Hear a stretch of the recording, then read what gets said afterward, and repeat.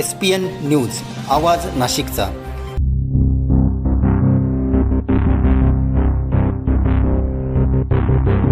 बाबासाहेबांचं नाव आहे जो संविधानाला कारणीभूत आहे, त्याला तुम्ही संपवायला निघाले।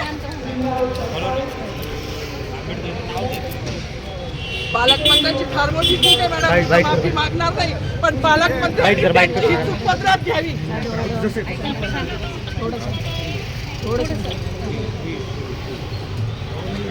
मला मीडियाशी घेणं नाही मॅडम, मला सस्पेंड केलं, मी माळूचे गाड्या उपसी, मी माती काम करीन, पण बाबासाहेबांची ओळख पुसून येणार नाही, मला सस्पेंड करायचं करू शकता मॅडम। बाबासाहेबाला संपवायचं काम करायचं नाही। 26 जानेवारी 15 ऑगस्ट मध्ये मी नाही मानत, पण लोकशाही मॅडम तुम्ही सुद्धा संविधानामुळे आहात, पालकमंत्री सुद्धा पालकमंत्री संविधानामुळे आहे। कोणताही जाती भेद नाही, सगळी समानता त्यांनी दिली आहे। बाबासाहेबांचं नाव आता तरी भाषणात येईल, मग तरी भाषणात येईल।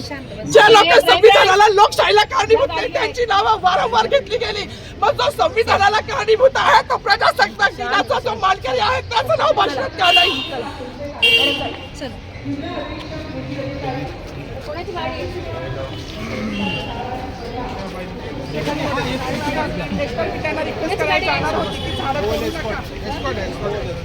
सर्व जनतेपर्यंत आमच्या बातम्या पोहोचवण्यासाठी आम्ही हे एक माध्यम चालू केलं आहे, त्याचं नाव आहे SPN न्यूज आवाज नाशिकचा। आमच्या या चॅनलला आजच सबस्क्राईब करा आणि बेल आयकॉन प्रेस करा। धन्यवाद।